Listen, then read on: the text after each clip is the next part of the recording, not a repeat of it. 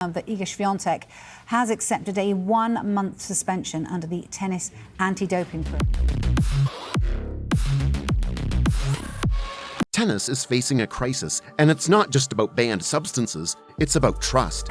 Just months after men's world number 1 Iga Świątek tested positive for clostebol, the tennis world was rocked again. 5-time Grand Slam champ Iga Świątek took to Instagram to reveal she too failed a drugs test. What happened to Iga? Why did it happen? And what does it mean for her career and the tennis world? Let's break it down.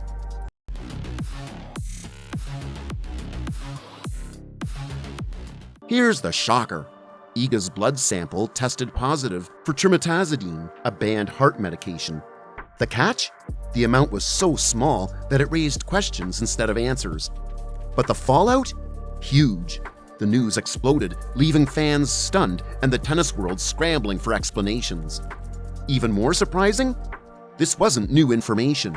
Iga tested positive before her current coach, Swiatek, joined her team in October. And guess what? He knew all about it. Swiatek, who's worked with Naomi Osaka and other big names, said Iga came clean about the case from the start, leaving him to decide if he'd join her. His verdict? Total confidence in her innocence. Trust is everything, Swiatek shared in an interview. Quote, "From day one, I believed in her values, her work ethic, and her standards. I was sure of her innocence from the beginning." End quote. But make no mistake, this wasn't easy. It was an incredibly stressful and tough battle for Iga and the team, he admitted. Despite the drama, Iga is back. Her suspension? Just 1 month. Her mindset? Fighter mode. Swiatek added, "Now we're focusing on the upcoming season, supporting each other and working as a team." But when and how did this all go down? Let's rewind. Now the ITIA accepted the positive test was caused by the contamination. It started with an announcement on November 28, when Iga and the International Tennis Integrity Agency revealed shocking details. She had tested positive for trimetazidine, a banned metabolic modulator. This substance isn't just any banned drug. Trimetazidine is notorious in the anti-doping world. Often nicknamed Polish meldonium for its popularity in Poland, it's been banned for a decade. Athletes caught using it can face up to 4 years of suspension if taken knowingly or 2 years if taken without their knowledge. So, how did this substance end up in Iga's body? On August 12, during the WTA 1000 tournament in Cincinnati, Iga's sample was taken. Exactly 1 month later, on September 12, she was informed of the positive result. The B sample was requested and confirmed the findings, prompting Iga and her team to dig deep into the mystery of how the drug entered her body. Finally, the answer emerged: contamination. The culprit? Melatonin, a sleep aid she used to combat jet lag. She provided evidence showing the drug was accidentally present in her melatonin, and the explanation was accepted. Her punishment? A 1-month suspension. To let you know, in addition, the player also forfeited prize money from the Cincinnati Open. But here's the twist. By the time the case was resolved, she had already served 22 days during a provisional suspension between September 12 and October 4 and skipped the Beijing and Wuhan tournaments before making her WTA finals comeback.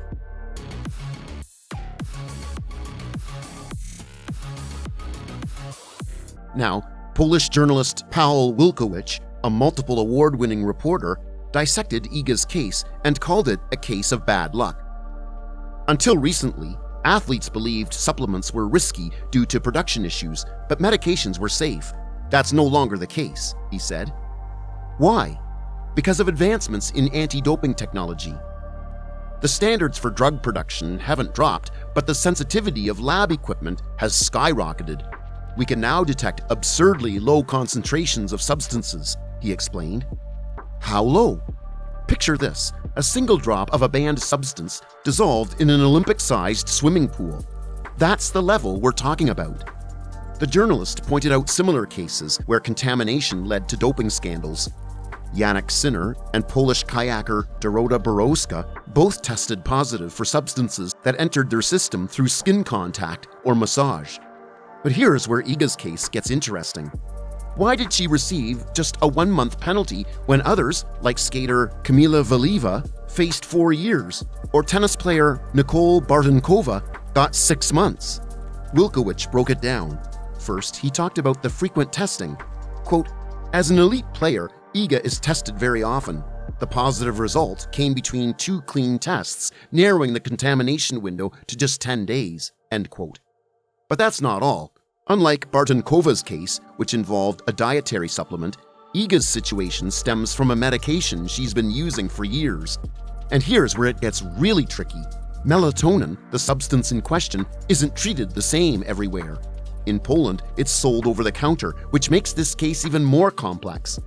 Now, the journalist didn't shy away from criticizing the system. The same case in anti-doping is becoming increasingly rare. It's no longer black and white. Took it, didn't take it. Now it's often took it unknowingly, can or can't explain reasonably. And this won't change anytime soon, Wilkowicz said. Why not?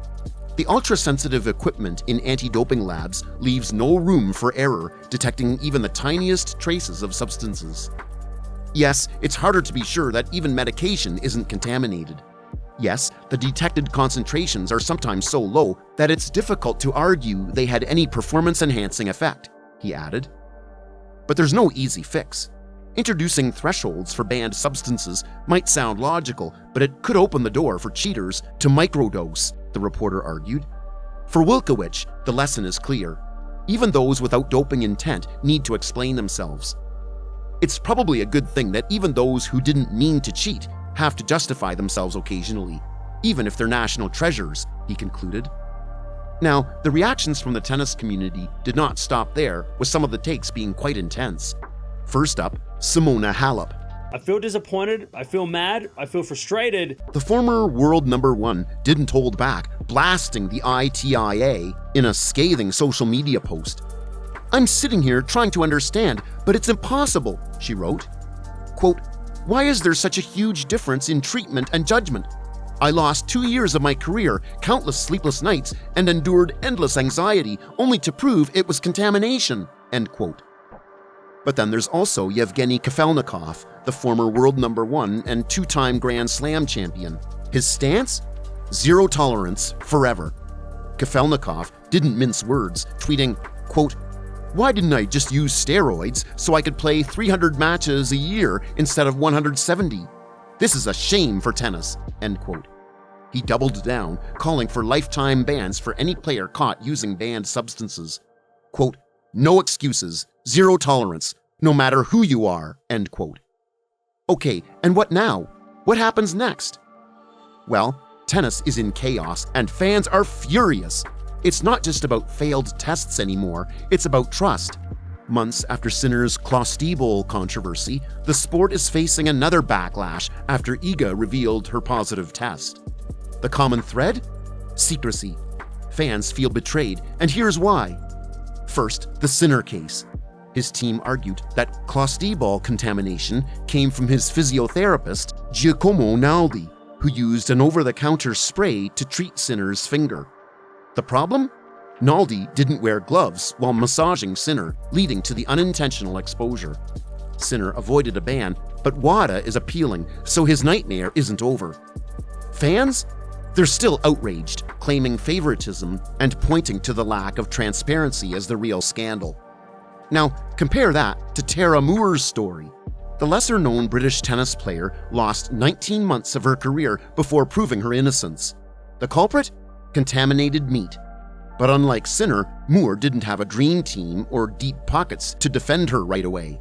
She had to fight for nearly 2 years to clear her name. The contrast? Staggering. Here's the problem. If you're a superstar like Sinner or Świątek, you've got the resources to investigate, fight back, and keep things quiet. But for players like Moore, ranked outside the singles top 1,000, it's a lonely battle. Fans see this inequality, and it's fueling their anger. Transparency is the real villain here. The sport's handling of provisional suspensions is deeply flawed. Announcements are delayed, details are scarce, and fans are left in the dark. Without clear communication, trust crumbles. Remember Lance Armstrong?